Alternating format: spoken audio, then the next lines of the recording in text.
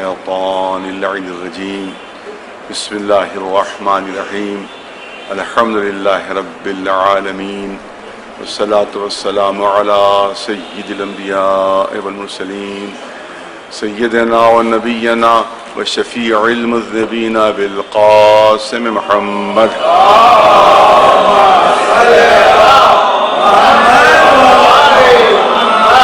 وأهل بيته الطيبين الطاهرين المعصومين أما بعد فقد قال الله سبحانه تبارك وتعالى في كتابه المبين وهو أصدق القائلين بسم الله الرحمن الرحيم تبارك الذي بيده الملك وهو على كل شيء قدير الذي خلق الموت والحياة ليبلوكم أيكم أحسن عملا صلوات بھیجیں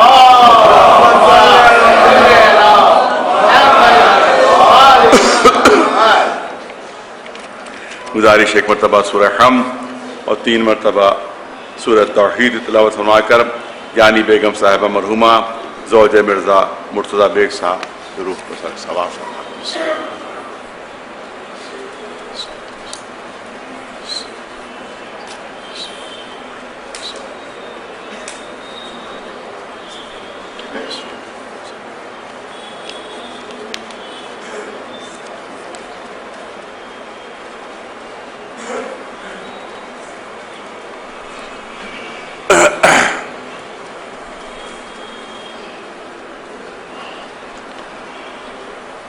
ابھی آپ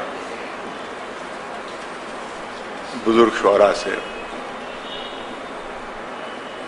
جو ماں کا مرتبہ، جو اس کی عظمت، جو اس کا شرف اور جو اس کی اثار و قربانیاں ہیں، وہ اشعار کی صورت میں آپ حضرات سماعت فرما رہے ہیں. قرآن مجید میں بھی ماں باپ کے سلسلے میں بڑی تاکید ہے، اور جو احادیث معصومین ہیں ان میں بھی بے انتہا تاکید ہے ماں باپ کے لیے. قرآن مجید میں جگہ جگہ کے اوپر جہاں قدرت نے، اللہ نے اپنی عبادت کا تذکرہ فرمایا ہے، وہاں ماں باپ کا تذکرہ ضرور ہے. قضا ربک الا تعبدوا الا ایاہ وبالوالدین احسان. اللہ کا فیصلہ یہ ہے کہ تم اس کے علاوہ کسی کی عبادت نہیں کر سکتے مگر بالکل متصل اس سے، بالکل اس سے جڑا ہوا ہے. وبالوالدین احسان، مگر والدین کے ساتھ حسن سلوک کرو، مگر ماں باپ کے ساتھ نیک برتاؤ کرو. قرآن مجید میں مختلف مقامات کے اوپر جہاں پر قدرت نے اپنی عبادت کا تذکرہ فرمایا ہے، ماں باپ کی تعظیم و تکریم، ان کے شرف، ان کے مرتبے، اس کا تذکرہ ضرور فرمایا ہے. زیادہ جملہ عرض کرنا چاہتا ہوں کہ عبادت کے تذکرے، اپنی عبادت کے تذکرے کے ساتھ ساتھ ماں باپ کی تعظیم و تکریم، ان کے ساتھ حسن سلوک، یہ قدرت نے جگہ جگہ کے پر قرآن مجید میں تذکرہ فرمایا ہے. تو گویا شاید قدرت یہ بتانا چاہتی ہے، اللہ کی طرف سے شاید یہ اعلان ہو رہا ہے کہ دیکھو تمہیں میری عبادت کا اس وقت تک سلیقہ ہی نہیں آ سکتا جب تک ماں باپ کی خدمت نہیں کرو. لہذا اپنی عبادت کے ساتھ متصل ہے ماں باپ کا تذکرہ، جوڑا ہوا تذکرہ. انشکر لی ولوالدیک، انشکر لی ولوالدیک، میرا شکر ادا کرو، والدین کا شکریہ ادا کرو. یہ ہے شرف، یہ ہے مرتبہ، یہ ہے عظمت. اور ظاہر کہ بہت زیادہ تفصیلی بیان کا موقع نہیں ہے، لہذا عرض کروں کہ یوں تو باپ کا بھی احترام واجب، یوں تو باپ کی فرما برداری و اطاعت بھی واجب ہے، لیکن اگر آپ دیکھیں تو قرآن مجید میں بھی انداز یہی اختیار فرمایا ہے کہ یوں تو تذکرہ ماں باپ کا دونوں کا ہے، ماں باپ دونوں کا تذکرہ ہے، لیکن جہاں زحمتوں کا تذکرہ آتا ہے، جہاں اولاد کے لیے قربانیوں کا تذکرہ آتا ہے، جہاں مشقتوں کا تذکرہ آتا ہے، وہاں باپ کا تذکرہ نہیں ہے، ماں کا تذکرہ ہے. جو ماں زحمتیں اٹھاتی ہے قرآن اس کا تذکرہ کرتا ہے. قرآن میں وہ تذکرہ جو ہے وہ ماں کی زحمتوں کا ہے. باپ کی اطاعت بھی واجب ہے، لیکن جہاں اثار و قربانی کا ذکر آتا ہے، جہاں زحمتوں کا اور مشقتوں کا تذکرہ آتا ہے، وہاں باپ کا ذکر نہیں ہے، وہاں ماں کا تذکرہ ملتا ہے. اور یہاں پر ایک شرعی مسئلہ بھی پیدا ہو جاتا ہے، میں چاہتا ہوں وہ بھی بچوں کے لیے سامنے عرض کر دوں. باپ کی اطاعت بھی واجب، ماں کی اطاعت بھی واجب، مگر یہ ذہن میں رہے کہ اللہ کی اطاعت سے ٹکرائے نہیں. بس اللہ کی اطاعت سے ان کی اطاعت نہ ٹکرائے تب واجب ہے، ورنہ اگر ان کا کوئی حکم اللہ کے حکم سے ٹکرا رہا ہے تو پھر اس کی اطاعت واجب نہیں بلکہ مخالفت واجب ہو جائے. یہ بات بھی پیش نظر رہنا چاہیے کہ بس اللہ کے حکم سے کوئی ان کا حکم نہ ٹکرائے. تو آپ دیکھیں کہ کبھی کبھی مسئلہ پیدا ہو جاتا ہے بچوں کے لیے کہ باپ نے بھی کہہ دیا کسی کام کو، ماں نے بھی کہہ دیا کسی کام کو، اور ایک ہی وقت میں دونوں کی طرف سے فرمائش ہو گئی، حکم ہو گیا. ایک ہی وقت میں دونوں کی طرف سے فرمائش ہوئی. والد نے کہا کہ تمہیں یہ کام کرنا ہے، اور اسی وقت والدہ کی بھی آواز آ گئی کہ تمہیں میرا یہ کام کرنا ہے. تو ایک وقت میں ظاہر ہے کہ ایک ہی کام ہو سکتا ہے، دونوں کام تو ایک ساتھ ہو نہیں سکتے. تو اب یہاں کے اوپر مسئلہ پیدا ہو رہا ہے کہ پہلے باپ کی اطاعت ہوگی یا پہلے ماں کی اطاعت ہوگی. عام طور سے کیا تصور ہوگا، عام طور سے ذہن میں کیا خیال آئے گا کہ باپ کی اطاعت پہلے ہوگی، باپ کا حکم پہلے مانا جائے گا، پھر ماں کا حکم مانا جائے گا. نہیں، علماء سے پوچھ لیجئے، پہلے ماں کے حکم کی اطاعت ہوگی، بعد میں باپ کے حکم کی اطاعت ہوگی. لہذا یہ ماں کی عظمت و شرف و مرتبہ آپ دیکھیں، بہت بے شمار روایتیں ہیں، ظاہر ہے کہ وہ سب بیان کرنے کا موقع بھی نہیں ہے. حضور سرور کائنات محمد مصطفیٰ صلی اللہ علیہ وسلم، ایک شخص پہنچتا ہے اور کہتا ہے کہ اللہ کے رسول کس کے ساتھ حسن سلوک کروں، کس کے ساتھ نیک برتاؤ کروں. رسول نے فرمایا اپنی ماں کے ساتھ نیک برتاؤ حسن سلوک کرو. کہ اس کے بعد کس کے ساتھ حسن سلوک کرو؟ کہا ماں کے ساتھ حسن سلوک کرو. پھر تیسری مرتبہ پوچھنا کہ اس کے بعد کس کے ساتھ حسن سلوک کرو.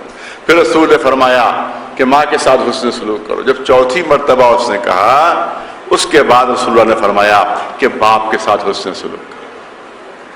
اب دیکھیے اس سے آپ اندازہ فرمائیں کہ ماں کا مرتبہ کیا ہے، عظمت کیا ہے، شرف کیا ہے. ایک شخص آتا ہے، توجہ رہے، دیکھیے بوڑھے ماں باپ کو کبھی بیکار نہیں سمجھنا چاہیے.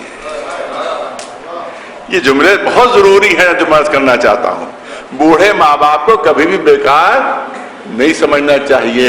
زندہ ہیں تب بھی اس سے فائدہ پہنچے گا، دنیا سے رخصت ہو گئے تب بھی وہ مفید ہے، تب بھی اس سے فائدہ پہنچے گا. ایک شخص آتا ہے کہتا ہے اللہ کے رسول بہت گناہ گار ہوں، بے انتہا گناہ گار ہوں، یہ گناہ میرے کیسے معاف ہوں؟ میں نا امید ہوں، میں مایوس ہوں، اتنے گناہ ہیں کہ جو اب وہ معاف نہیں ہو سکتے. رسول اللہ نے پوچھا کہ تمہارے ماں باپ میں سے کوئی زندہ ہے؟ ماں باپ میں سے کوئی حیات ہے؟ اس شخص نے کہا کہ میرا باپ حیات ہے، میرا باپ موجود ہے. رسول اللہ نے فرمایا جاؤ اور جا کر باپ کی خدمت کرو، جا کر باپ کی خدمت کرو. جتنا تم باپ کی خدمت کرتے جاؤ گے اللہ تمہارے گناہوں کو معاف کرتا جائے. اور جب وہ جوان چلا گیا تو رسول اللہ نے ارشاد فرمایا کہ اگر اس کی ماں زندہ ہوتی، یہ جملے ہیں روایت کے، جملے ہیں کہ اگر اس کی ماں زندہ ہوتی، مطلب یہ کہ اگر ماں موجود ہوتی اور یہ ماں کی خدمت کرتا تو اس کے گناہ اور جلدی معاف ہوتے. اس کا مطلب ہے کہ بوڑھے ماں باپ کو کبھی بیکار نہیں سمجھنا چاہیے. نہیں، ہر شخص گناہ گار ہے، ہر شخص گناہ گار ہے. اگر اپنے گناہوں کو بخشوانا ہے تو ماں باپ کی خدمت کے ذریعے سے گناہ بخشوائے جا سکتے ہیں. اور آپ دیکھیں کہ صرف یہی نہیں، دنیا سے رخصت ہو جائیں تب بھی بیکار نہیں ہے، کیونکہ حدیث شریف موجود ہے، حدیث موجود ہے کہ اگر ماں باپ کی قبر کے سرہانے کھڑے ہو کر اگر اللہ کی بارگاہ میں دعا مانگو گے تو تمہاری دعا جلدی قبول ہوگی. اس کا مطلب مرنے کے بعد بھی ماں باپ جو ہے وہ بیکار نہیں ہے. یہ ہے عظمت، یہ ہے شرف، یہ ہے مرتبہ. میں نے کہا کہ بہت زیادہ وقت صدر نہیں لینا، برابر عرض کرتا رہتا ہوں، آپ کی خدمت میں حاضر ہوتا رہتا ہوں. لہذا اس موضوع پر میں کافی آپ کے سامنے پیش کر چکا ہوں. بس ایک چیز عرض کرنا چاہتا ہوں آپ کے سامنے. کبھی بھی یہ نہیں سمجھنا چاہیے ماں باپ کی خدمت کر کے کہ ہم نے ان کا حق ادا کر دیا. کبھی بھی یہ سوچنا بھی نہیں چاہیے ذہن میں, کبھی یہ خیال بھی نہیں آنا چاہیے. 2 حدیثیں جلدی سے آپ کے سامنے پیش کروں گا اور اس کے بعد جو دوسرا موضوع ہے وہ آپ کے سامنے عرض کرنا ہے. آپ دیکھیں کہ ایک شخص آتا ہے رسول اللہ حضور سرور کائنات محمد مصطفیٰ صلی اللہ علیہ وسلم خدمت میں حاضر ہوتا ہے اور کہتا ہے کہ اللہ کے رسول, میں 10 برس سے اپنی بیمار ماں کی خدمت کر رہا ہوں. 10 برس سے مفلوج ہے, اپنی گھر حرکت نہیں کر سکتی. میں اپنی پیٹھ پر لاد کے اس کو لے جاتا ہوں, اپنے ہاتھ سے کھانا پکاتا ہوں اس کے لیے, اپنے ہاتھ سے اسے کھانا کھلاتا ہوں, دنوں رات اس کے لیے زحمت برداشت کر رہا ہوں, 10 برس سے مسلسل اس کی خدمت کر رہا ہوں. تو کیا میں نے ماں کا حق ادا کر دیا؟ توجہ رہے, حدیث شریف ہے, کیا میں نے ماں کا حق ادا کر دیا؟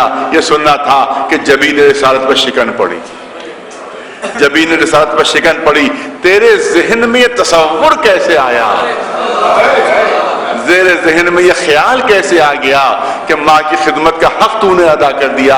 دیکھ, تو 10 برس سے ماں کی خدمت کر رہا ہے, ماں نے 9 مہینے اپنے شکم میں تجھے رکھا, ماں نے 9 مہینے اپنے شکم میں تجھے رکھا, تو نے 10 برس خدمت کی ہے, ابھی ان 9 مہینوں کے ایک دن کا بھی حق ادا نہیں کر پایا. یہ ہے ماں کا شرف, اس کی خدمتوں کا مرتبہ, جو احادیث کے ذریعے سے بھی اور قرآن مجید کے ذریعے سے بھی واضح ہے. اور اس سلسلے کا آخری جملہ کرنا چاہتا ہوں, وہ اس طرح سے آپ دیکھیں کہ بہت زمین و آسمان کا فرق ہے. ہم جو ماں باپ کی خدمت کرتے ہیں اور ماں باپ جو بچپنے میں ہماری خدمت کرتے ہیں, اس میں زمین و آسمان کا فرق ہے. اور یہ بھی حدیث کے سہارے میں آپ کے سامنے عرض کر رہا ہوں, یہ اپنی طرف سے نہیں عرض کر رہا ہوں.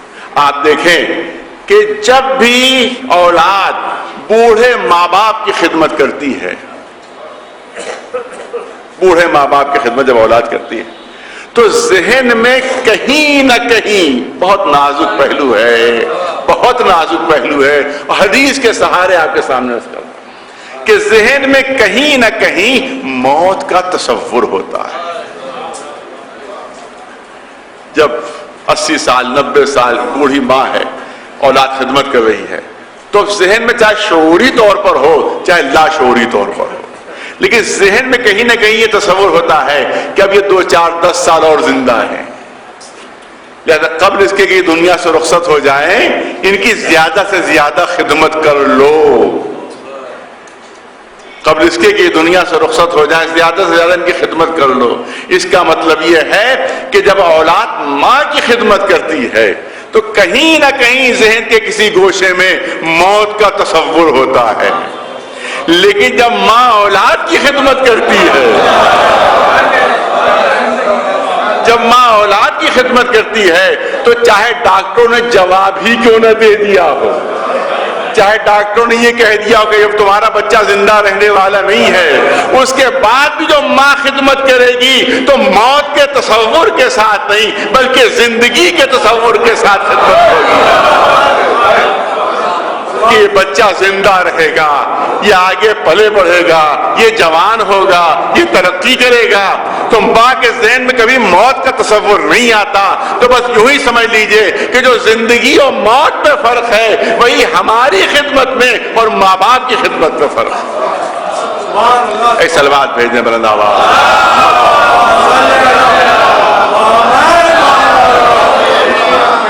بہت ضروری ہے ماں باپ کے حقوق کو ادا کرنا, بہت واجب و لازم ہے. ماں باپ ناراض نہ ہوں ورنہ سارے اعمال ضبط ہو جائیں, ساری عبادتیں ضبط ہو جاتی ہیں. اگر ماں باپ اولاد سے ناراض ہیں اس کی گستاخیوں کی وجہ سے, اگر کسی اور سبب سے جائز طریقے سے وہ ناراض ہیں ماں باپ, تو آپ یاد رکھیے کہ جب میدان حشر میں انسان پہنچے گا اور جب نام اعمال اسے ملے گا تو نہ نمازیں ہوں گی اس میں، نہ روزے ہوں گے اس میں، نہ حج ہوگا اس میں، نہ خمس و زکوٰۃ، نہ کوئی عبادت، نہ کوئی خیر و خیرات۔ وہ گھبرا کر کہے گا پالنے والے اتنی نمازیں پڑھی تھی کیا ہوئیں، اتنے روزے رکھے تھے کیا ہوئے، حج پر اتنی زحمتوں سے گیا تھا کیا ہوا، اتنے خیر و خیرات میں نے اپنے بازوؤں کی کمائی بانٹ دی تھی خیر و خیرات میں، کسی کا تذکرہ نہیں ہے۔ تو نظر قدرت آئے گی کیونکہ تمہارے ماں باپ تم سے راضی نہیں تھے، تمہاری بدسلوکی کی وجہ سے تمہارے ماں باپ تم سے راضی نہیں تھے، لہذا اللہ نے تمہارے سارے اعمال کو ضبط کر لیا، تمہاری ساری عبادتوں کو ضبط کر لیا۔ تب یہیں پر مجھے کہنے کا موقع ہے جو عرض کرنا چاہتا ہوں کہ جب ماں باپ کی عظمت یہ ہے، جب ماں باپ کا شرف یہ ہے کہ اگر ماں باپ ناراض ہو جائیں تو کوئی عمل قبول نہیں ہوتا، تو آپ یاد رکھیں کہ ماں باپ جسمانی تربیت کا وسیلہ ہے، ماں باپ جسمانی تربیت کا وسیلہ ہے، اور محمد و آل محمد روحانی تربیت کا وسیلہ ہے۔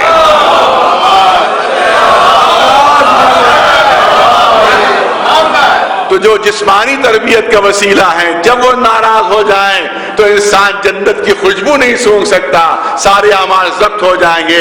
تو وہ محمد و آل محمد جو روحانی تربیت کا وسیلہ ہے وہ اگر ہم سے ناراض ہو جائیں تو ہم جنت کے قریب بھی نہیں جا سکتے۔ صلوات بھیجتے ہیں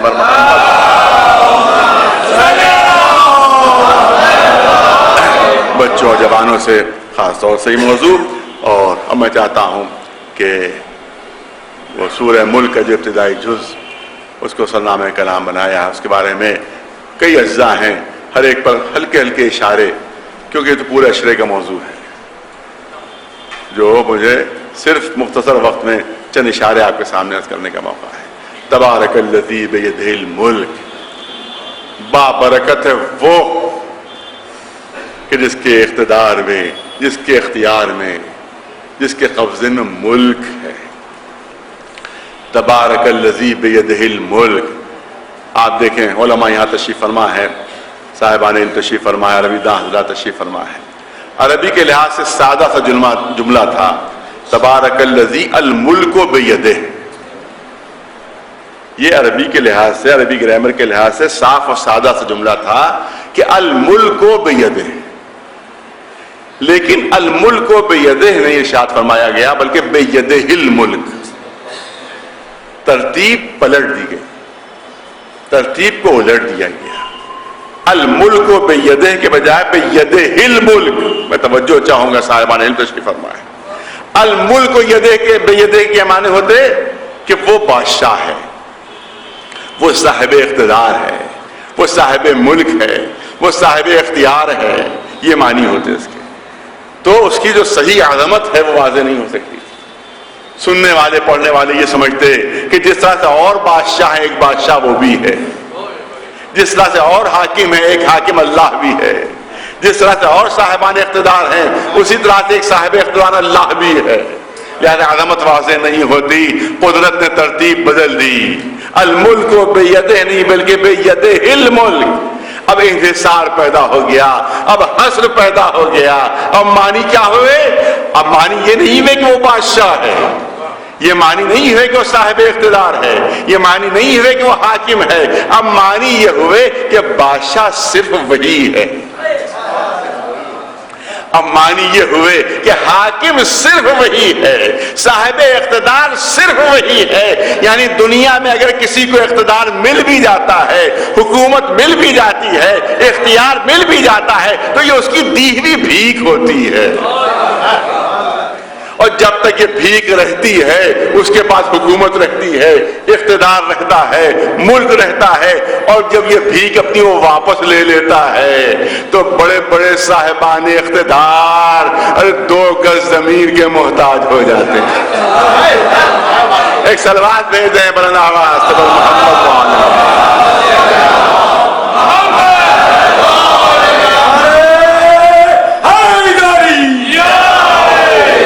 بہت زیادہ تفصیل بیان کا موقع بھی نہیں ہے، اور جو کئی اجزاء ہیں ان کو تھوڑا تھوڑا کر کے آپ کے سامنے پیش کرنا ہے۔ تو معلوم ہے کہ صاحب اقتدار صرف وہی ہے، صاحب ملک صرف وہی ہے، صاحب اختیار صرف وہی ہے، اور صاحبان ذوق ہیں 2 جملے نظر کرنا چاہتا ہوں کہ تاریخ کے پلٹے ہوئے ہر ورق نے بتایا،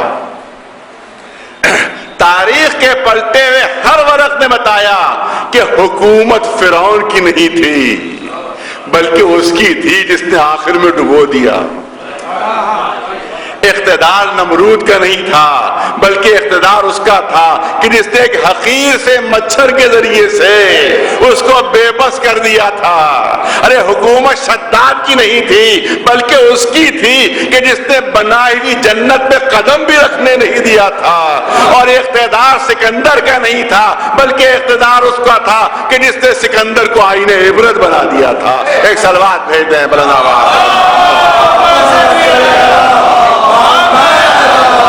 ایک قرآنی مثال درج کر دوں آپ کے سامنے کیونکہ بہت زیادہ تفصیل نہیں، قرآنی مثال درج کر دوں۔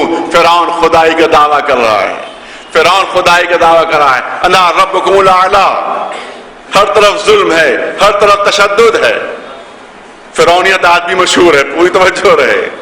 لیکن قدرت نے جب اپنا اقتدار دکھایا، جب اپنا اختیار دکھایا، اس نے پوری قوت صرف کر لی، فوجوں کی پوری طاقت صرف کر لی، اپنی سلطنت کی پوری قوت صرف کر لی کہ موسیٰ دنیا میں آنے نہ پائیں، پوری قوت و طاقت صرف کر لی کہ موسیٰ دنیا میں آنے نہ پائیں۔ اللہ کی طرف سے اعلان ہوا کہ یہاں تک تیرا اختیار تھا، یہاں تک تیرا اقتدار تھا۔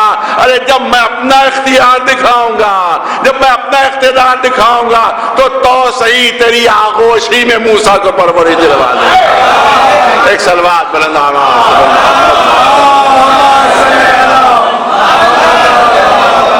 تبارک الذی بیدہ الملک وہو علی کل شیء قدیر۔ یہ بھی بہت نازک موڑ ہے جو آپ کے سامنے عرض کرنا چاہتا ہوں۔ اعلان ہو رہا ہے کہ وہ ہے جو ہر شے پر قادر ہے، وہ ہے جو ہر شے پر قدرت رکھتا ہے، وہ کسی کا بھی محتاج نہیں ہے، ساری کائنات اس کی محتاج ہے، وہ کسی کا محتاج نہیں، سب اس کے نیاز مند ہیں، وہ کسی کا نیاز مند نہیں۔ آپ یاد رکھیں کہ بادشاہ حقیقت میں وہی ہوتا ہے جو کسی کا محتاج نہ ہو۔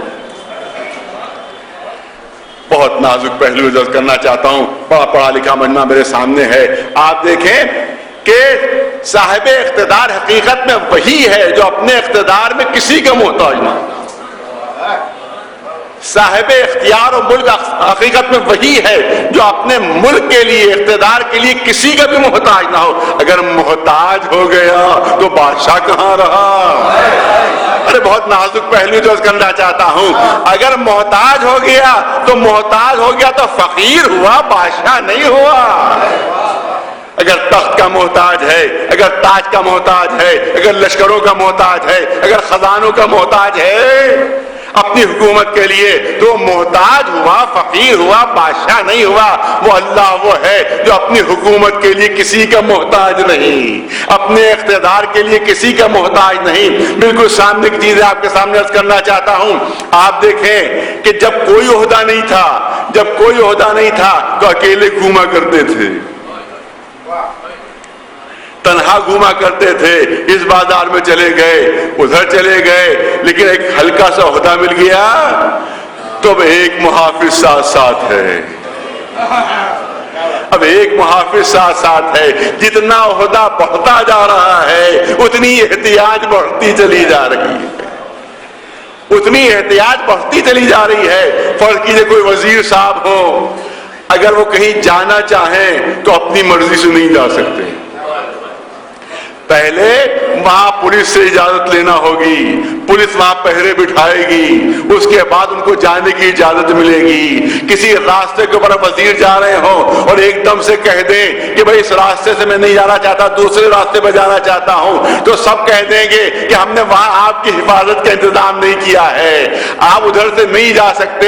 تو اس کا مطلب یہ ہے کہ جتنا اقتدار بڑھتا جاتا ہے اتنی احتیاط بڑھتی چلی جاتی ہے۔ حقیقی معنوں میں حاکم وہی ہوتا ہے جو اپنے اقتدار کے لیے کسی کا محتاج نہ ہو۔ جو اپنی حکومت کے لیے کسی کا محتاج نہ ہو. اگر خزانوں کا محتاج ہو گیا تو بادشاہ کہاں رہا؟ لشکروں کا محتاج ہوا تو بادشاہ کہاں رہا؟ ارے درباریوں کا محتاج ہو گیا تو بادشاہ کہاں رہا؟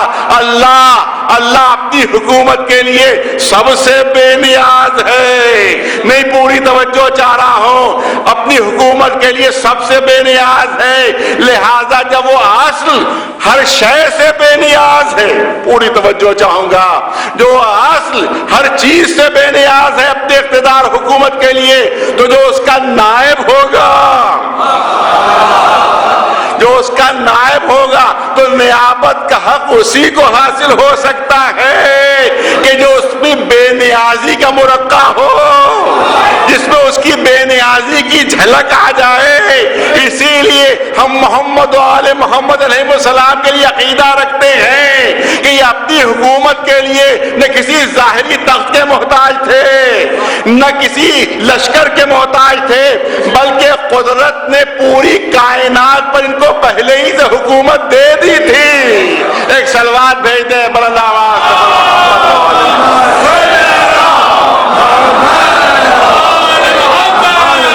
نہیں بات واضح نہیں ہو سکی. میں چاہتا ہوں آپ حضرات کی توجہ. آپ دیکھیں ایک بہت بڑی شخصیت ہے، بہت بڑی شخصیت ہے جس کا نام ہے احمد نحوی. بہت بڑی شخصیت، ان کا نام ہے احمد نحوی. اور یہ اتنی یہ جو شعراء نے آپ کے سامنے جو اس وقت اشعار پڑھے ہیں وہ اس کے لیے بحروں کے اوپر پڑھے. یہ ساری بحریں جو ہیں اسی احمد نحوی کی ایجاد شدہ ہیں. یہ اسی نے ہی ایجاد کی. اور اس کا مرتبہ اتنا بلند تھا، علمی مرتبہ، کہ اس کے شاگردوں نے اس سے کہا تھا خوشامد میں کہ آپ کے علمی مرتبہ اتنا زبردست ہے کہ اگر آپ نبوت کا دعویٰ کر دیں تو پتہ نہیں کتنے آپ کو نبی مان لیں.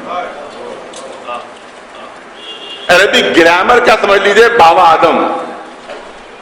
زبردست شخصیت، یہ علمی شخصیت. خلیل ابن احمد نحوی، خلیل ابن احمد نحوی پورا نام اس کا تھا، خلیل ابن احمد نحوی. مگر تاریخ بتاتی ہے کہ اتنا بڑا عالم، اتنا زبردست عالم کہ لوگ یہاں تک کہہ بیٹھے کہ اگر آپ نبوت کا دعویٰ کر دیں تو کتنے لوگ آپ کو نبی مان لیں. مگر در علی پر سر جھکا ہوا. میں صاحبان علم کی خاص طور سے توجہ چاہ رہا ہوں کہ در علی پر سر جھکا ہوا. لوگوں نے حیرت سے پوچھا کہ آپ کی خود علمی پوزیشن ایسی ہے کہ اگر آپ نبوت کا دعویٰ کرتے تو کتنے آپ کو نبی مان لیں. آپ نے علی میں کیا پایا؟ دیکھیں بس وہی بات آپ کے سامنے پیش کرنا چاہتا ہوں کہ اس بے نیاز کا نمائندہ صرف وہی ہو سکتا ہے جو دنیا میں ہر ایک سے بے نیاز ہو،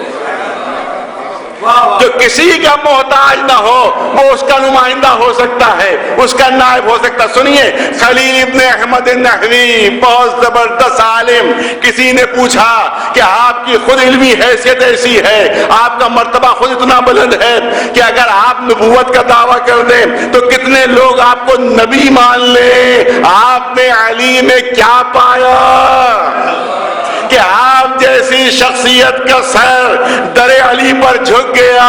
تو اس کا جواب آج بھی تاریخ کی پیشانی پر سنہری حرفوں سے لکھا ہوا ہے کہ جو بات علی میں پائی کسی میں نہ پائی. جو بات علی میں پائی وہ کسی میں نہ پائی. لوگوں نے حیرت سے پوچھا وہ کیا بات جو سوائے علی کے کسی میں نہیں پائی؟ تو اس نے جملے کہے جو آج بھی تاریخ میں درج ہیں کہ احتیاج الکل الیہ، احتیاج الکل الیہ و استغناء عن الکل دلیل علی انہ امام الکل. ارے سب کا محتاج ہو کر در علی پر آنا، سب کا محتاج ہو کر در علی پر آنا اور علی کا کبھی کسی در پر نظر نہ آنا.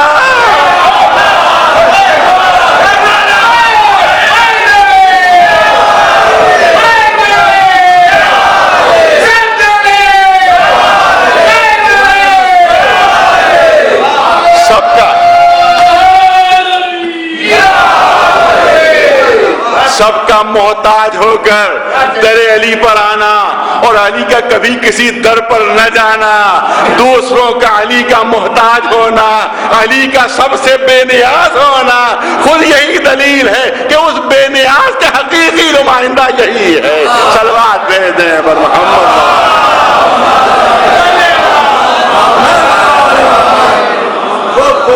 بس ایک مثال کے ذریعے سے تاکہ بات بچوں تک بھی پہنچ جائے میں عرض کرنا چاہتا ہوں۔ ایک اعتراض یہ کیا جاتا ہے بات کہ صاحب اگر حکومت حق تھی، ان کا حق تھا، تو کبھی حکومت حاصل کرنے کی کوشش کیوں نہیں کی؟ یہ بار بار سننے میں آتا ہے، یہ بات بار بار سننے میں آتی ہے کہ صاحب آپ لوگ دعویٰ کرتے ہیں کہ اہل بیت کا حق تھا حکومت اور غصب کر لیا گیا، لے لیا گیا۔ تو یہ جواب میں بات کہی جاتی ہے کہ اگر آپ کی جیب سے کوئی 50 روپے نکال لے تو آپ پیچھے دوڑیں گے کہ نہیں دوڑیں گے؟ اور خود نہیں دوڑ سکے تو فریاد کریں گے بھائی پکڑو یہ میرے 50 روپے لیے جا رہا ہے۔ تو کسی کی جیب سے کوئی 50 روپے بھی نکال لے تو وہ فریاد کرتا ہے، وہ چاہتا ہے کہ وہ پیسے اس کو 50 روپے واپس مل جائیں۔ اور اہل بیت کی اتنی بڑی حکومت چلی گئی، انہوں نے کبھی کوشش بھی نہیں کی۔ تو اگر حق ہوتی، یہ بات وہ دشمن کہتے ہیں، مخالف کہتے ہیں کہ اگر ان کا حق ہوتا تو کبھی لینے کی کوشش تو کرتے، کبھی واپس لینے کی کوشش تو کرتے، کوئی لشکر جمع کرتے، کوئی فوج جمع کرتے، کبھی کوئی حکومت حاصل کرنے کی کوئی صحیح اور کوشش کرتے۔ اور حقیقت بھی یہی ہے کہ کبھی بھی حکومت حاصل کرنے کی اہل بیت نے کوئی کوشش کی ہی نہیں، کبھی کوشش نہیں کی۔ تو اسی کو بنیاد بنا لیا جاتا ہے اور یہ بات کہی جاتی ہے کہ صاحب اس کا مطلب ہے کہ حق ہی نہیں تھا ان کا، تبھی تو کوشش نہیں کی۔ 50 روپے بھی جیب سے چھن جائے تو آدمی دوڑتا ہے کہ بھائی جلدی لاؤ میرے پیسے سے چھینو، لوگ تو لیے جا رہا ہے میرے پیسے۔ اور اتنی بڑی حکومت چلی گئی اور صاحب نے کوئی کوشش ہی نہیں کی۔ تو اس کا جواب میں دینا چاہتا ہوں مثال کے ذریعے سے تاکہ بات بچوں پر بھی واضح ہو جائے، جو مثال دینا چاہتا ہوں۔ اب یہاں تو مجھے نہیں معلوم کہ کون سا بازار سب سے اچھا بازار اور پوش بازار مانا جاتا ہے، مجھے نام نہیں معلوم کیونکہ میں یہاں کسی بازار نہیں گیا کبھی، لیکن لکھنؤ میں گزر ہوتا ہے میرا، تو وہاں حضرت گنج جو ہے وہ سب سے قیمتی بازار مانا جاتا ہے کہ جہاں پر بڑے لوگ، پیسے والے لوگ وہاں پر جاتے ہیں۔ تو میں مثال دینا چاہتا ہوں تاکہ بچوں جوانوں تک بات پہنچ جائے، کیونکہ ہو سکتا ہے ان کے سامنے بھی کبھی یہ بات آئی ہو کہ صاحب اہل بیت کا اگر حق ہوتا تو کوشش تو کرتے کبھی حکومت حاصل کرنے کی۔ پر توجہ رہدت کرنا چاہتا ہوں، مثال اس طرح سے ہے کہ ایک بہت قیمتی کار سے، اب وہ تصور کر لیجیے کوئی بھی کار، مرسیڈیز ہے یا پتہ نہیں کون ہے کیا ہے، جو بھی کار ہو، آج کل تو میرے خیال میں 10 12 15 کروڑ کی کار آنے لگی۔ تو معلوم ہے کہ ایک 10 کروڑ کی کار سے حضرت گنج میں کار رکی، اس میں سے ایک صاحب اترے، خوب سوٹڈ بوٹڈ بہترین تراش اقراش کا سوٹ پہنے ہوئے، اس میں سے وہ اترے۔ انہیں نے اپنا بٹوا نکالا، بٹوا بھی اتنا تندرست تھا کہ جس سے اندازہ ہو رہا تھا کہ اس میں نوٹ بے شمار بھرے ہوئے ہیں۔ اور جب انہوں نے اس بٹوے میں سے 1000 کا نوٹ نکالا، کھینچا اس میں سے، اور اپنے نوکر کو یا ڈرائیور کو 1000 کا نوٹ دیا کہ بھائی سامنے کی دکان سے فلاں چیز میرے لیے خرید۔ اتفاق سے 1000 کا نوٹ وہ نکال رہے تھے اپنے بٹوے سے، وہ سیٹھ صاحب، تو اتفاق سے ان کے بٹوے میں ایک اٹھنی بھی رکھی ہوئی تھی، اندر ایک اٹھنی بھی تھی۔ جب نوٹ نکالا اتفاق سے وہ اٹھنی گری اور سڑک پر لڑھکتی ہوئی سامنے نالی میں چلی۔ مجھے اتنا بتا دیجئے کہ جو مرسیڈیز کار سے اترا ہو، بہترین سوٹ پہنے میں اترا، بٹوا جو اس نے نکالا وہ بھی نوٹوں سے بھرا ہوا، اور صرف یہی نہیں، پتہ نہیں کتنا بینک بیلنس ہوگا اس کا، کتنی اور جائیدادیں اس کی ہوں گی۔ مجھے اتنا بتا دیجئے کہ اگر ایک بٹوے سے اٹھنی نکل کر ایک نالی میں چلی جائے تو کیا وہ اٹھنی کے پیچھے دوڑے گا؟ کہ وہ اٹھنی کے پیچھے دوڑے گا اور جا کر وہ کوشش کرے گا نالی سے کسی طرح سے وہ اٹھنی نکال لو؟ نہیں، پلٹ کر بھی نہیں دیکھے گا کہ کدھر گئی، وہ پلٹ کر بھی نہیں دیکھے گا، وہ پلٹ کر بھی نہیں دیکھے گا کہ وہ اٹھنی کدھر گئی. اب سنیے جملے, وہ پلٹ کر بھی نہیں دیکھے گا کہ اٹھنی کدھر گئی, کیونکہ اس کا بٹوا بھی بھرا ہوا, اس کی تجوریاں بھی بھری ہوئی, اس کا بینک بیلنس بھی بھرا ہوا. یعنی ایک اٹھنی کی کوئی حیثیت اس کی نگاہوں میں نہیں ہے. گئی تو جانے دو, گئی تو جانے دو, لیکن اگر کسی کی پونجی کل اٹھنی ہو تو اس کی کوشش یہ ہوگی کہ کسی طرح سے وہ اٹھنی حاصل ہو جائے. اسی لیے میں نے جملے کہے تھے کہ محمد و آل محمد ان شخصیتوں کا نام ہے کہ جن کی پوری کائنات پر حکومت قائم ہے. اب کائنات کی وسعتوں کو دیکھو, کائنات کی واسنس کو دیکھو, اور زمین کی ایک چھوٹی سی حکومت کو دیکھو. لہذا کبھی پلٹ کر بھی نہیں دیکھا کہ کون لے گیا.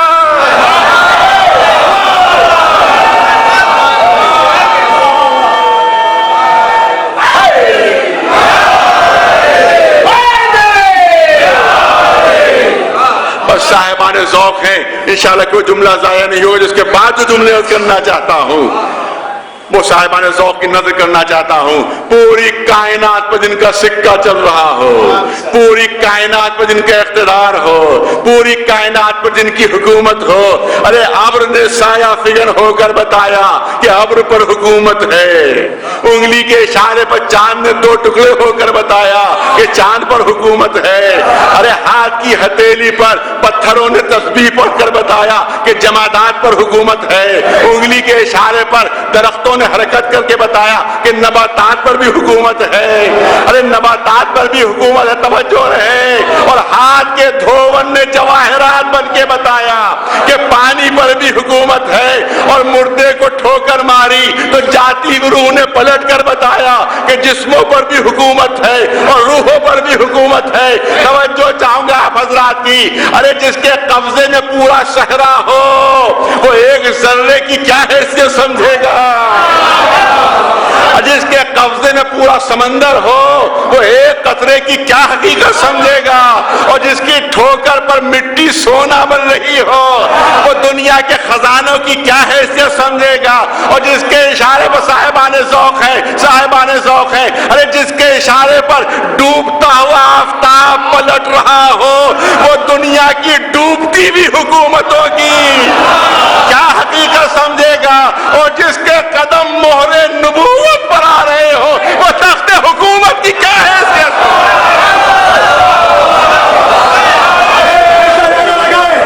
تمام دنیا بھر کے شیعہ حیدر کرار کی صحت و سلامتی عزت کے لیے اور ذاکری صحت و سلامتی, شورا کی, علماء کرام کی, اور جو حیات سے گئے ان تمام کی سلامتی, جو اس دنیا سے رحمت ہو گئے ہیں ان کی مغفرت کے لیے, تمام دنیا بھر کے نوجوانوں کی سلامتی کے لیے, بالخصوص مولانا موصوف الحاج کلب شباز صاحب کی صحت و سلامتی کے لیے دونوں ہاتھوں کو بلند کرتے ہوئے ایک بلند نعرہ تمام شیعہ حیدر کرار جو جوان ہے جوانی کی طاقت کے ساتھ نعرہ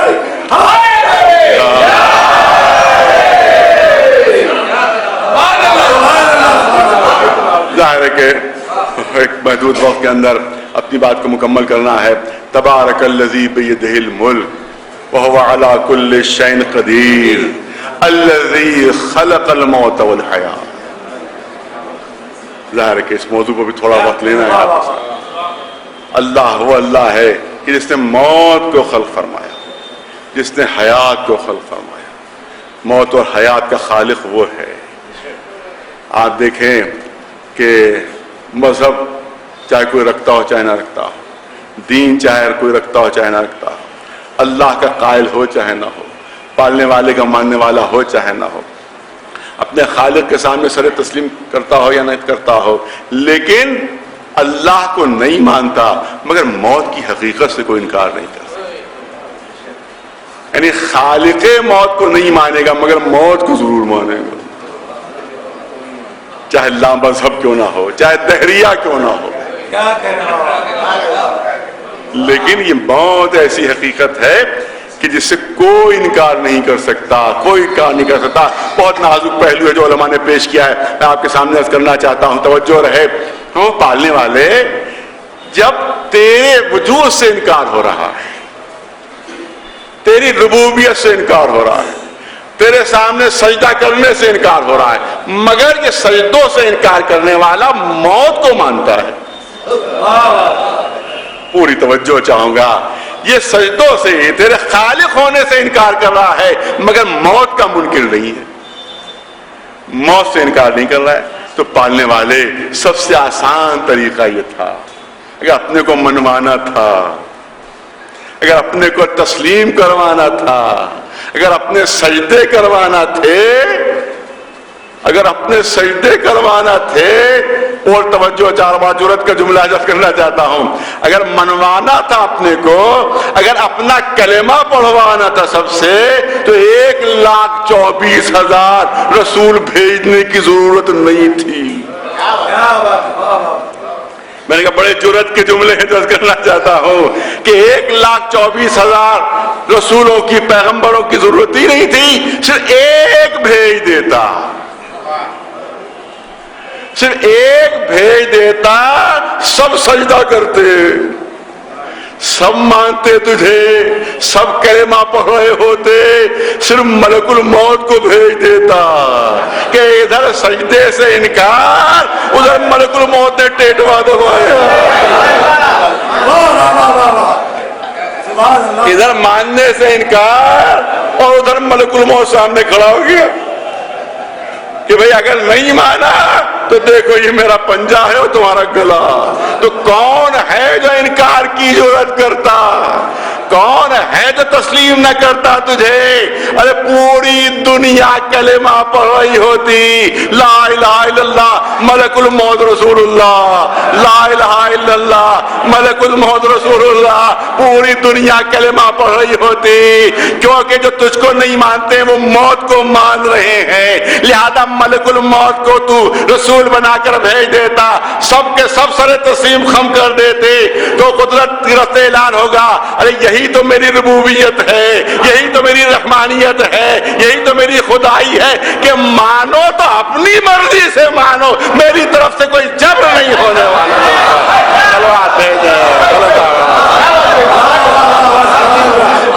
کیا ہم نہیں جائیں گے؟ ہم جاتے ہیں، وہ نہیں آتے. تو کیا دستور ہے کہ بھئی آنا جانا دونوں طرف سے ہونا چاہیے، ادھر سے جانا ادھر سے آنا، تبھی تو تعلقات بنتے ہیں. تو صاحب وہ ہمارے یہاں نہیں آتے، لہذا ہم بھی ان کے نہیں جائیں گے. وہ ہمارے یہاں تشریف نہیں لاتے، ارے صاحب بڑا غرور ہے ان میں ہمارے کہ کبھی نہیں آئے، لیکن ہم بھی ان کے یہاں نہیں جائیں گے. صاحب کیا ہم کچھ کم ہیں ان سے؟ کچھ چاول برابر کیا کم ہے ان سے؟ اگر وہ نہیں آ رہے تو ہم بھی نہیں جائیں گے ان سے. صاحب اتنی مرتبہ بلایا وہ نہیں آئے. تو اس کا مطلب ہے کہ ہمارے سماج کا دستور یہ ہے کہ ہمارے یہاں اگر کوئی نہ آئے تو ہم بھی اس کے یہاں نہیں جاتے. لیکن صرف ایک شخصیت ایسی ہے کہ جو اتنی باخلاق ہے، اتنی وسیع القلب ہے کہ ہم اس کے یہاں کبھی نہیں جاتے، مگر وہ ہمارے یہاں ضرور آئیں گے. ہم ان کے یہاں کبھی نہیں گئے، مگر وہ ہمارے یہاں ضرور آئیں گے. ان کو یہ فکر نہیں کہ ہم ان کے یہاں نہیں گئے تو وہ بھی نہ آئیں، وہ ہمارے یہاں ضرور آئیں گے. اور حدیث کی لفظیں ہیں کہ روز وہ تشریف لاتے ہیں اور آ کر دیکھتے کتنے دن رہ گئے.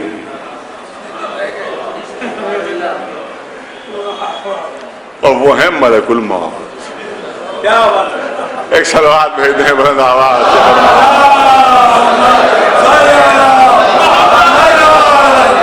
وہ ہے ملک الموت.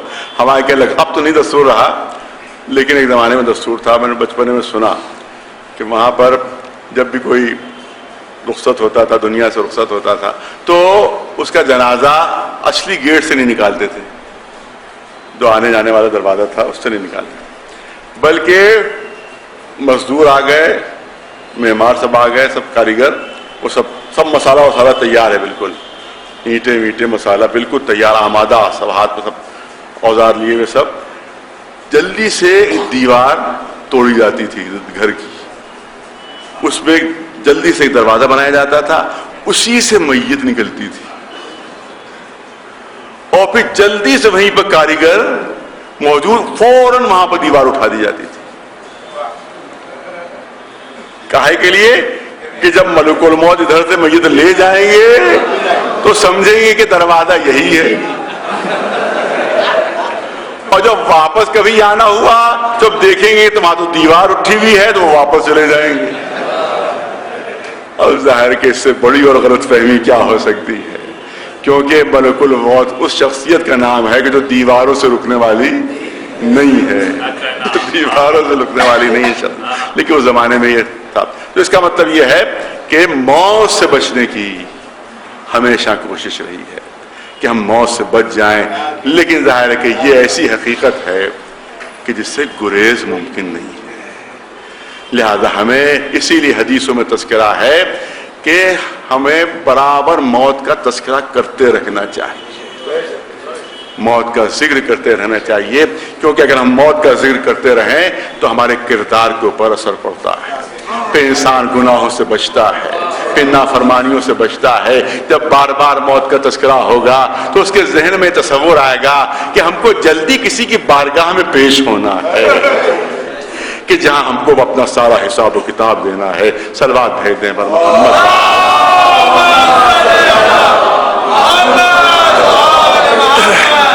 ظاہر ہے کہ اعلان ہو رہا ہے کہ اللہ وہ اللہ ہے جس نے موت کو خلق کیا اور جس نے حیات کو خلق. آپ یاد رکھیں, میں ذرا سا سخت موضوع ضرور ہے, میں عادی نہیں ہوں بہت زیادہ سخت پڑھنے کا, لیکن میں چاہتا ہوں کہ ذرا سا بہت لائٹلی اور تھوڑا سا ہلکا انداز میں آپ کے سامنے پیش کروں.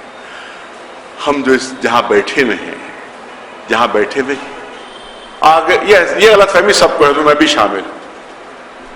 ذرا سا میں الگ ہٹ کر ایک بات کرنا چاہتا ہوں.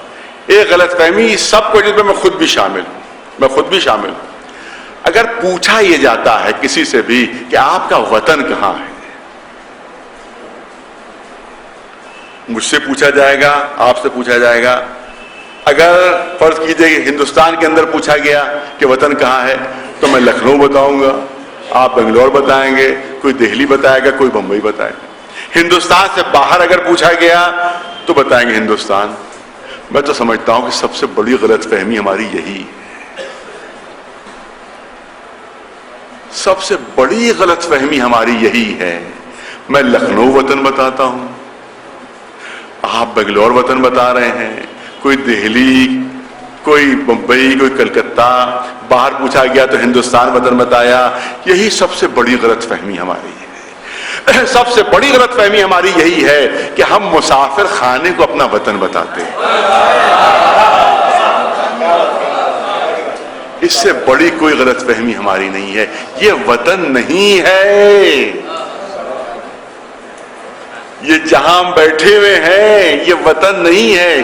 ساری دوڑ دھوپ جہاں کے لیے ہے یہ وطن نہیں ہے. جہاں ہم چاہتے ہیں کہ بہتر سے بہتر مکان بن جائے, بہتر سے بہتر محل بن جائے, بہتر سے بہتر کار مل جائے, بہتر سے بہتر سرمایہ جمع ہو جائے, جس کو ہم اپنا وطن سمجھ رہے ہیں, یہ مسافر خانہ ہے.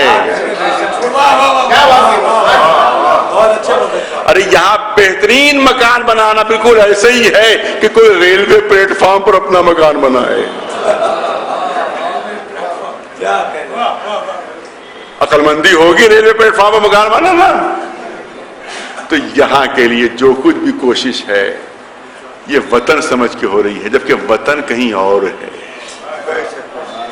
جانا کہیں اور ہے. یہاں وقتی طور پر ہمیں بھیج دیا گیا ہے کہ وطن کے لیے جو ضروری چیزیں ہیں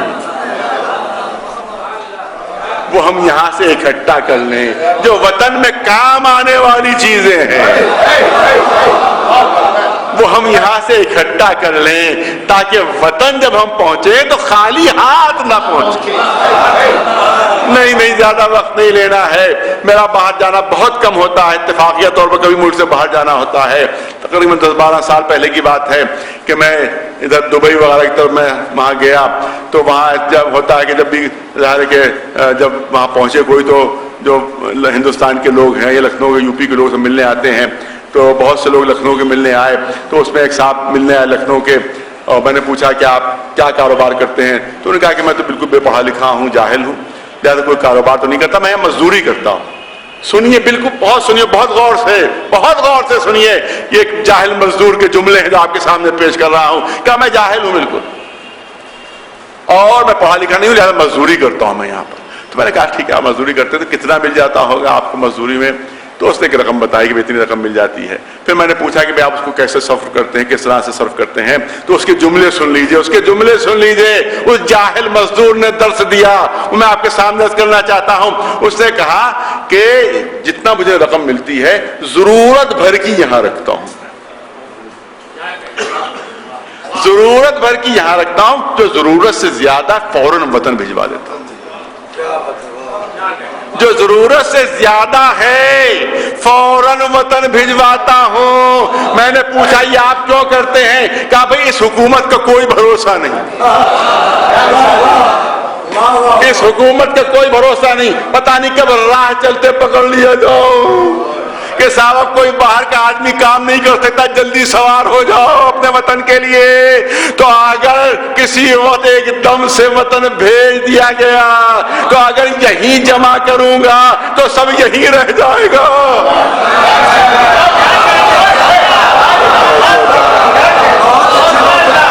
اگر یہیں جمع کروں گا تو ایک دم سے اگر ویزا ختم کر دیا گیا، ایک دم سے یہاں سے بھیج دیا گیا تو سارا جمع کیا یہیں رہ جائے گا۔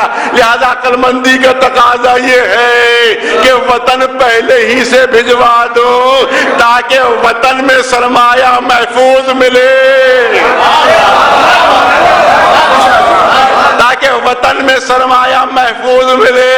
ارے جاہل مزدور نے ہمیں درس دیا کہ پتہ نہیں کب زندگی کا ویزا ختم ہو جائے، کب ملک الموت لینے آ جائے، اگر یہی جمع کیا ہے تو سارا یہی بھرا رہ جائے گا۔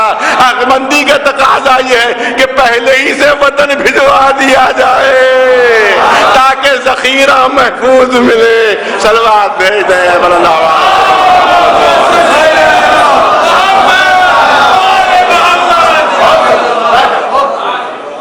اسی موضوع سے ایک روایت عرض کر کے تقریباً وقت کے دامن میں گنجائش نہیں رہی، لیکن ایک روایت بہت ضروری ہے جو آپ کے سامنے عرض کرنا چاہتا ہوں۔ چھٹے امام جعفر صادق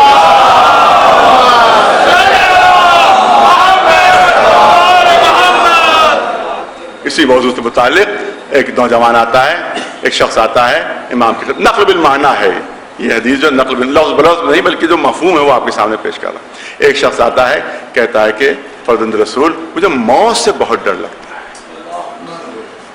موت کے نام سے میں خوفزدہ ہو جاتا ہوں، موت سے میں بہت خوفزدہ ہوں۔ تو امام نے ارشاد فرمایا کہ لگتا ہے بڑا مال جمع کر لیا ہے۔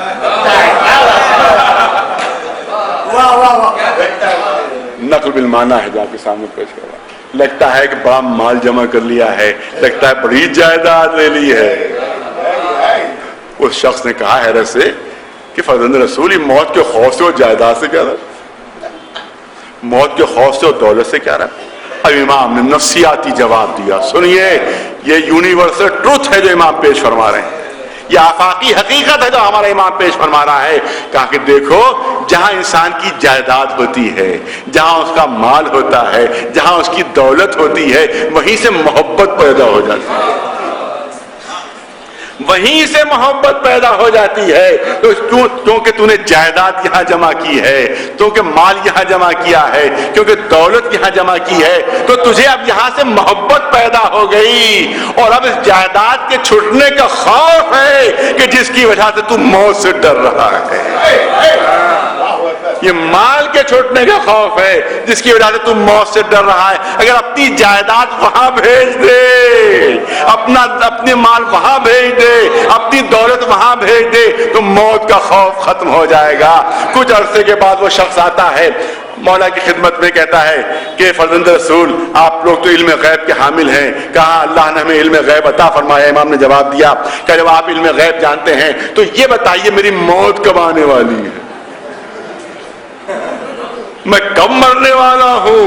امام نے فرمایا مسکرا کر کہ ابھی چند دن پہلے تو آیا تھا، تو کہہ رہا تھا کہ موت کے تذکرے سے خوف آتا ہے, موت کے ذکر سے میں خوفزدہ ہو جاتا ہوں, اور آج خود پوچھ رہا ہے کہ کب موت آنے والی ہے, کب میں مرنے والا ہوں. کہ آقا آپ ہی کے حکم پر عمل کیا میں نے, اپنی ساری جائیداد خیرات کر دی, اپنا سارا مال غریبوں میں بانٹ دیا, اب جا کر دیکھوں تو کہ صلے میں ملنے جاؤ.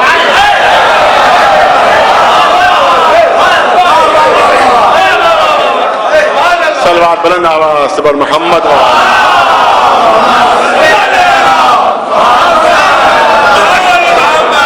اور ایک واقعہ بہت مشہور جلدی سے آپ کے سامنے پیش کر دوں.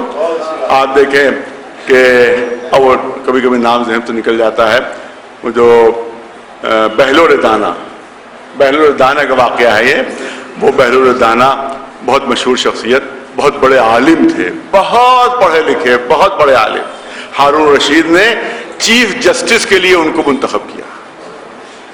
چیف جسٹس ہارون رشید کی حکومت ہندوستان کی حکومت سے 3 گنا زیادہ بڑی تھی. انڈیا سے اس ہندوستان سے 3 گنا زیادہ بڑی تھی. اس کا چیف جسٹس, ارے یہاں کسی کو چھوٹا سا عہدہ اگر ملنے لگے تو دیکھیے سر کے بھر جائے گا, وہ سر کے بھر جائے گا. اور وہاں کے اوپر تاریخ گواہی دے رہی ہے کہ چیف جسٹس کے عہدے کے لیے خود ہارون رشید نے منتخب کیا, مگر بہلول کو منظور نہیں تھا. بہلول کو منظور نہیں تھا کیونکہ ظالم حکومت تھی اور ظلم کا ساتھ ہو جاتا. مگر ظاہر ہے کہ کوئی ڈیموکریسی تو تھی نہیں کہ جو انکار ہو سکے. انکار کا مطلب تھا قتل, انکار کا مطلب تھا سر و تن میں جدائی. چھٹے امام میں جعفر صادق علیہ السلام کی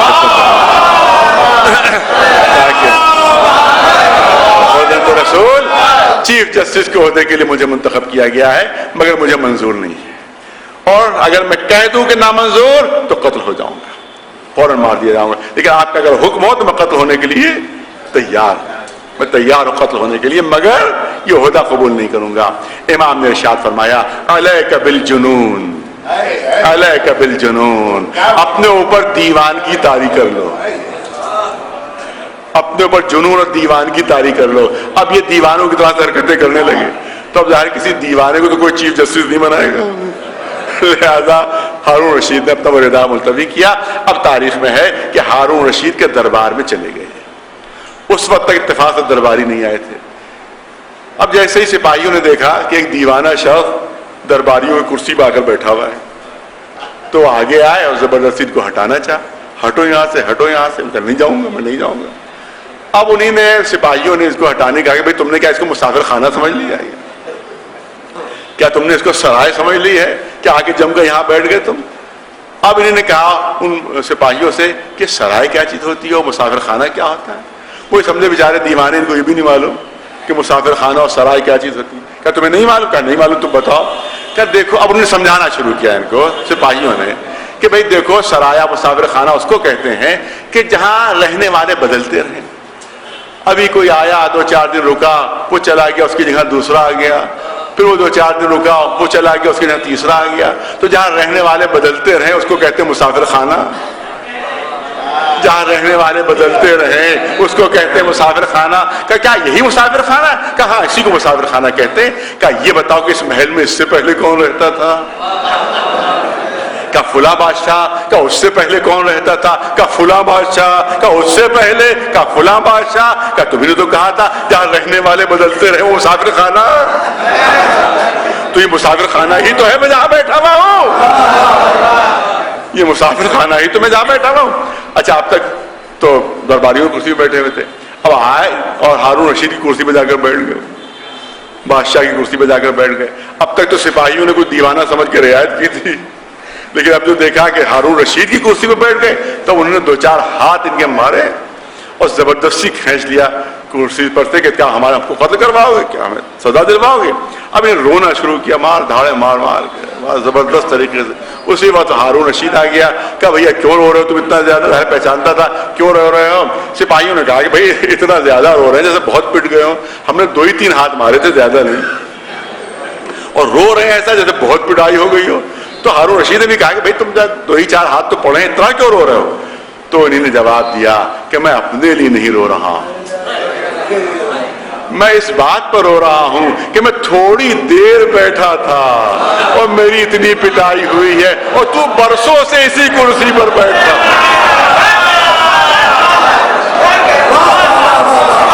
ایک صلوات بلند آواز سبحان محمد.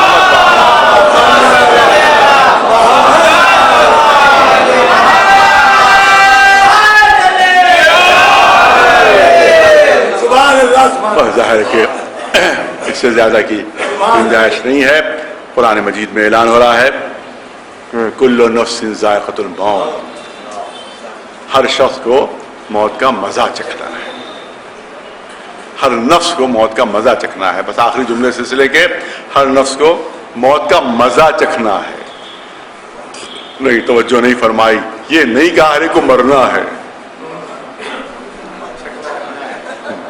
یہ نہیں کہا کہ مرنا ہے ہر ایک کو، یہ نہیں کہا کہ ہر ایک کی روح نکلنا ہے، یہ نہیں، ہر ایک کو موت کا مزہ چکھنا ہے. فصاحت قرآنی، بلاغت قرآنی، یہ نہیں کہا موت آئے گی تمہیں، بلکہ ہر ایک کو موت کا مزہ چکھنا ہے، موت کا مزہ چکھنا ہے.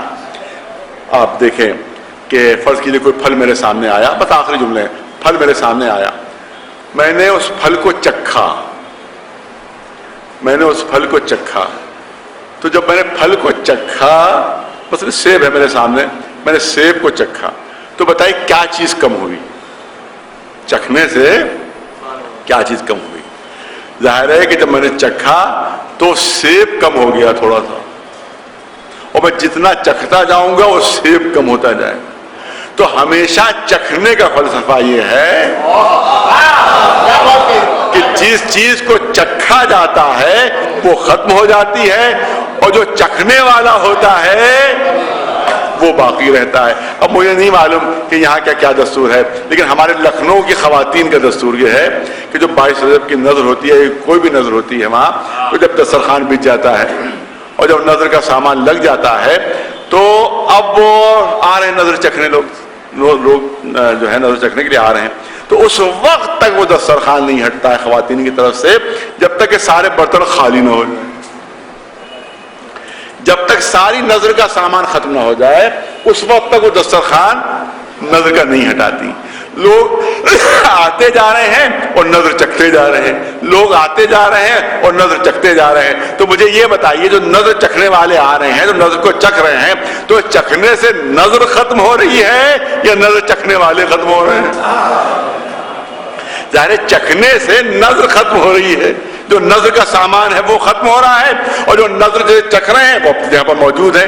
تو اسی لیے قدرت نے اعلان فرمایا کہ کل نفس ذائقۃ الموت، ہر ایک کو موت کا مزہ چکھنا ہے. چکھنے کا مفہوم یہ ہے کہ جس چیز کو چکھا جاتا ہے وہ ختم ہو جاتی ہے، چکھنے والا باقی رہتا ہے.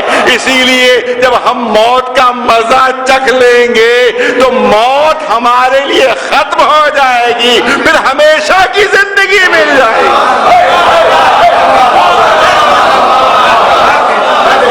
ایک صلوات بلند آواز سے بول محمد.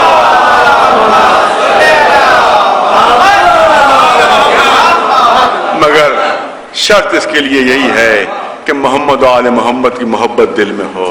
صلوات بھیجیں بول محمد.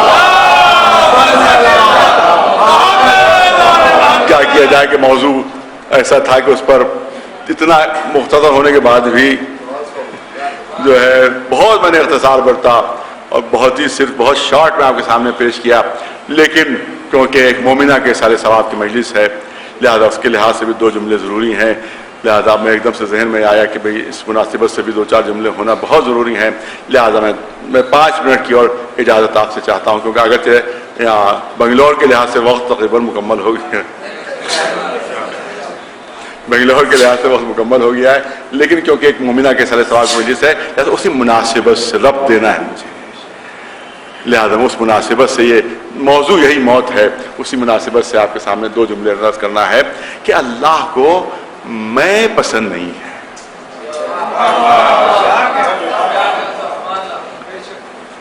اللہ کو میں پسند نہیں. یہ کسی نے اگر کہیں میں آئی وہ ادھر سر غرور اس کا سر جو غرور کا تھا وہ جھکا. اللہ کو میں پسند نہیں ہے. اسی لیے آپ قرآن میں بھی پڑھیں گے اور جو قصص الانبیاء اس میں بھی موجود ہے کہ جناب سلیمان پیغمبر کہ پوری دنیا پر جن کی حکومت تھی، ہواؤں پر جن کی حکومت تھی، سمندروں پر جن کی حکومت تھی، جناتوں پر جن کی حکومت تھی، دیووں پر جن کی حکومت تھی، ابر پر جن کی حکومت تھی، ہر طرف ان کی حکومت تھی. قدرت نے ان کو ایسی وسیع حکومت عطا کی. انہوں نے ایک نیا محل بنایا، بہترین سجا ہوا محل، اور اعلان ہو گیا کہ سب سے پہلے اس میں میں داخل ہوں، سب سے پہلے میں داخل ہوں گا. اس میں کوئی اور جرأت نہ کرے مجھ سے پہلے داخل ہونے کی. سب سے پہلے میں داخل ہوں گا، کیونکہ پیغمبر ہے مگر میں زبان سے نکلی، زبان سے میں نکلی. لہٰذا جیسے ہی اندر داخل ہوئے دیکھا ایک صاحب پہلے سے موجود، ایک صاحب پہلے سے موجود. زمین پر شکن پڑی. کیا میرا اعلان نہیں سنا تھا؟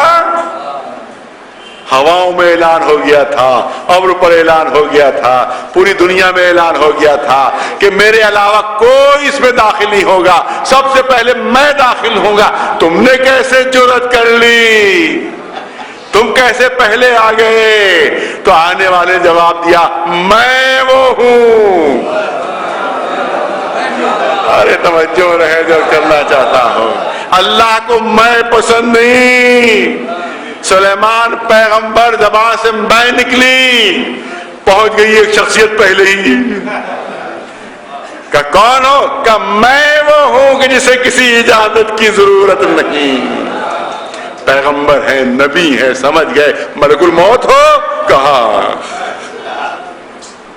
مجھے کسی اجازت کی ضرورت نہیں، میں وہ ہوں جو کسی اجازت کی ضرورت نہیں ہے. تو اس کا مطلب ہے کہ جناب سلیمان پیغمبر کی زبان سے میں نکلی تو قدرت اس میں کو توڑ دیا، اس میں کو توڑ دیا. ملک الموت کی زبان سے، ملک الموت کے ذریعے سے وہ میں توڑی، مگر ملک الموت کی زبان سے بھی نکل گیا کہ میں وہ ہوں، میں وہ ہوں کہ جس کو کسی کی اجازت کی ضرورت نہیں ہے. اللہ کو یہ میں پسند نہیں، اللہ کو یہ میں پسند نہیں. لہذا ملک الموت کی بھی میں توڑی گئی، مگر کہاں پر؟ شہزادی فاطمہ زہرا کے دروازے پر.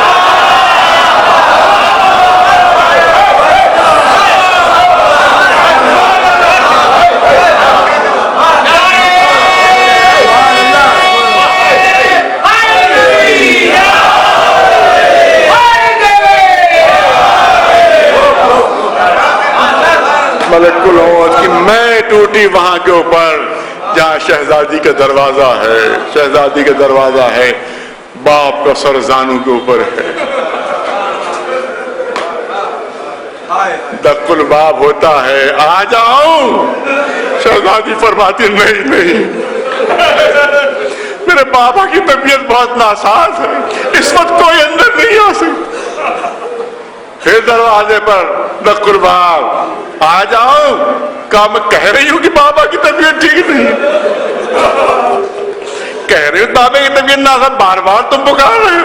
تیسری مرتبہ پھر آواز. اب رسول اللہ نے غش سے آنکھیں کھولی. اے میری بیٹی فاطمہ زہرا، یہ کوئی اور نہیں ملک الموت ہے، جب تک تم اجازت نہیں دو گی.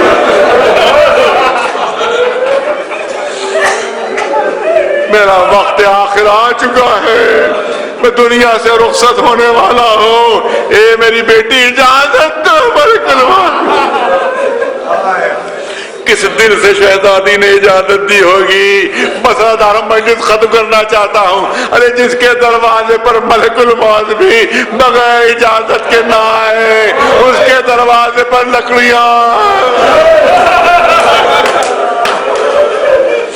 آنے والے پکار کر کہہ رہے ہیں کہ علی کو باہر نکالو ورنہ ہم دروازے میں آگ لگا دیں گے.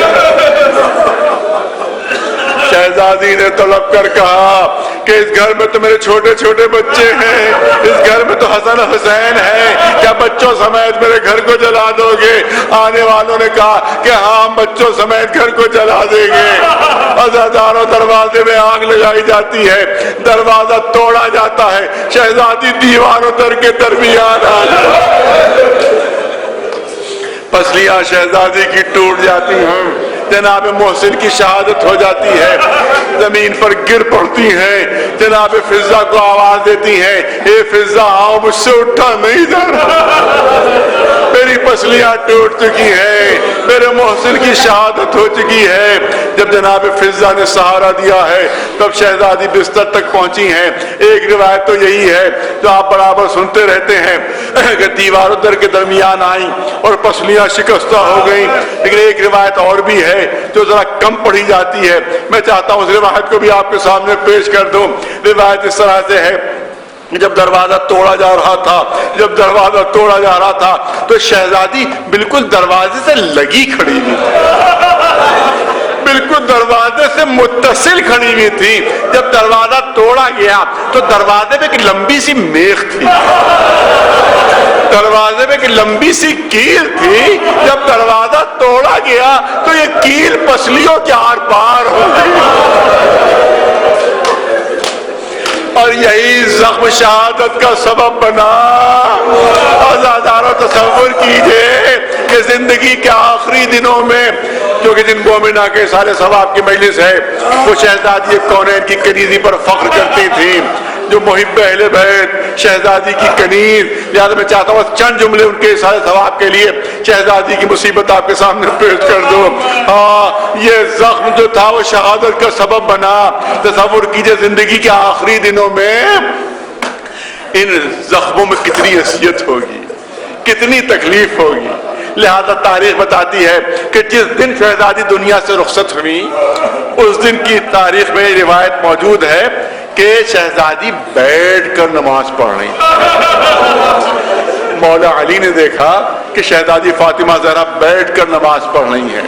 अज़ादारों, अहले हरम में अगर कोई बैठकर नमाज पढ़ने लगता था तो एक क़यामत आ जाती थी, एक कोहराम हो जाता था।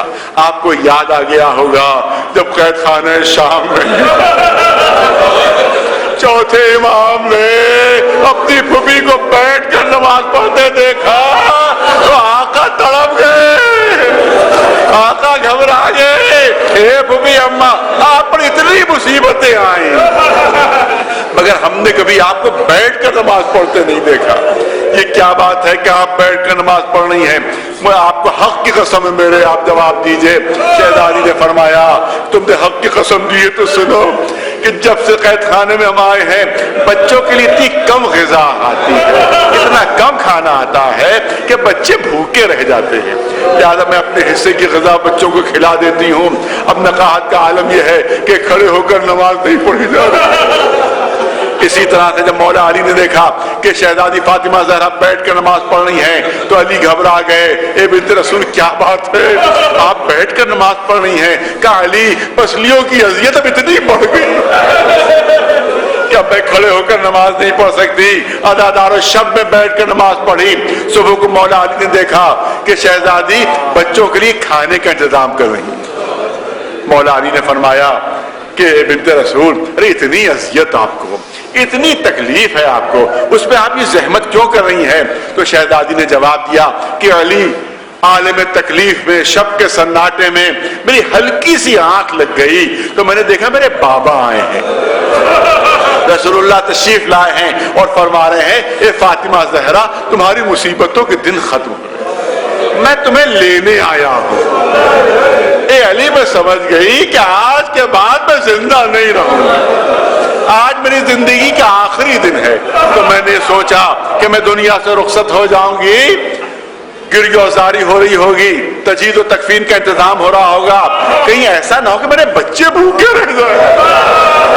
लिहाजा दुनिया से जाते जाते उनके लिए ग़िज़ा का एहतमाम करती जाओ।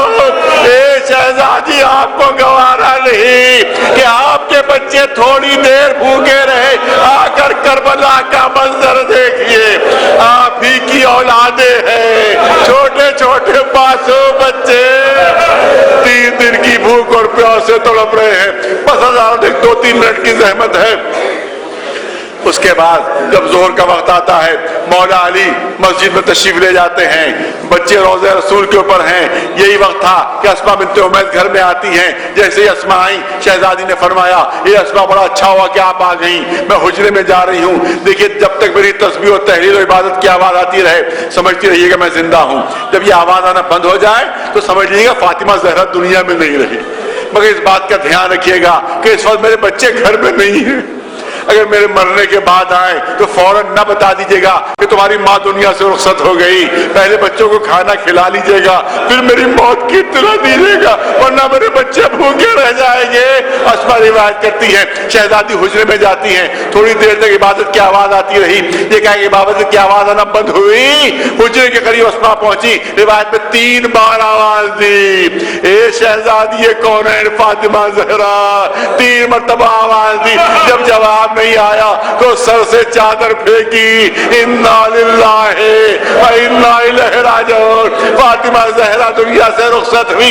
यही वक्त बच्चे घर के अंदर आए, ये अस्मा हमारी माँ किधर है? बच्चों के सामने खाना लगाया, शहजादों खाना खा लो तो बताती हूँ। हैरत से अस्मा का चेहरा देखा, ये अस्मा आप तो बहुत दिन से आ रही हैं, क्या आपने कभी देखा कि हमने माँ के बगैर खाना खाया? अब अस्मा मजबूर हुई, शहजादों तुम्हारी माँ दुनिया में नहीं रही। हजारों बच्चे दौड़ते हुए हुजरे में पहुंचे, शहजादे हसन फरियाद करते हुए, ए अम्मा जवाब नहीं आया। छोटे शहजादे हुसैन फरियाद करते हुए, ए अम्मा जवाब नहीं आया। रिवायत कहती है कि छोटे शहजादे इमाम हुसैन माँ के चेहरे के करीब पहुंचे, अपने छोटे छोटे हाथों में, छोटी छोटी हथेलियों में माँ का चेहरा ले लिया। छोटी छोटी हथेलियों में माँ का चेहरा ले लिया। जब माँ का चेहरा हथेलियों में ले चुके तो तारीख कहती है आसमान की तरफ चेहरा उठाया, आसमान की तरफ रुख किया और अजीब हसरतनाक लहजे में कहा, पालने वाले तू देख रहा है, मैं गरीब हो गया, मैं बेसहारा हो गया। ये जुमले अदा होना थे, फातिमा ज़हरा के हाथ बुलंद हुए, हुसैन को अपने कलेजे से लगाया, ए मेरे लाल बनने के बाद भी मुझे गवारा नहीं। तेरी ज़बान पे ऐसे हसरतनाक जुमले आए, आज़ादारों रूह फातिमा कितना तड़पी होगी जब यही हुसैन करबला के मैदान में फरियाद कर रहे होंगे, अमामिन नासिरीन यसरुना। और रूह फातिमा कितना बेचैन हुई होगी जब शिव का खंजर चला होगा। किसी मुनादी ने आवाज दी होगी, अला क़तल हुसैन बे करबला, अला ज़ुबैर हुसैन बे करबला। बस आधे मिनट की ज़हमत है, एक रिवायत पेश करना चाहता हूँ, अगर तेरे रिवायत सख्त है मगर मालूम तो होना चाहिए कि आका पर कैसे कैसे जुल्म हुए, कैसे कैसे सितम हुए।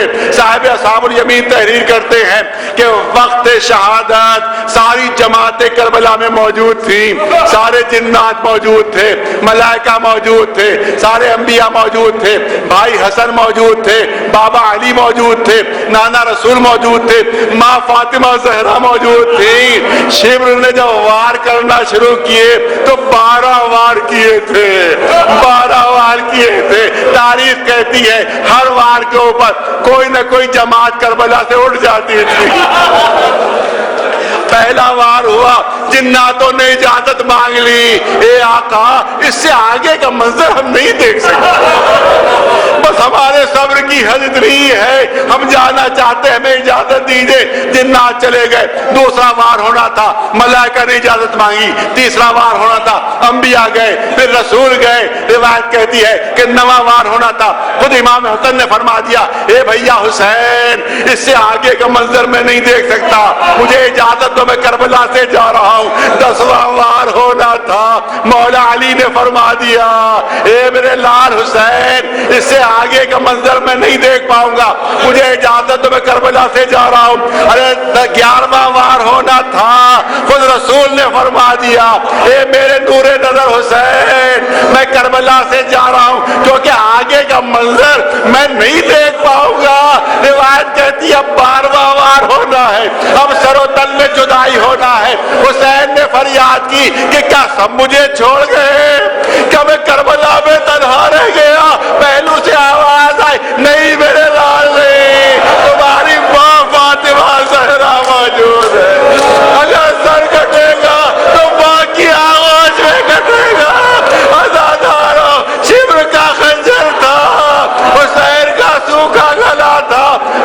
ماں زہرا کا زانو تھا، ماں فریاد کرتی رہی شبر کا خنجر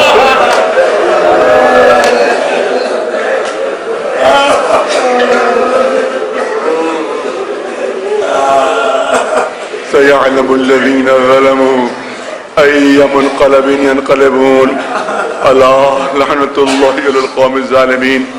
گزارش ہے ایک مرتبہ سورہ حمد اور 3 مرتبہ سورہ توحید کی تلاوت فرما کر جناب جانی بیگم صاحبہ مرحومہ زوجہ مرتضیٰ بیگ صاحب کی روح کا سارے ثواب فرما دیں۔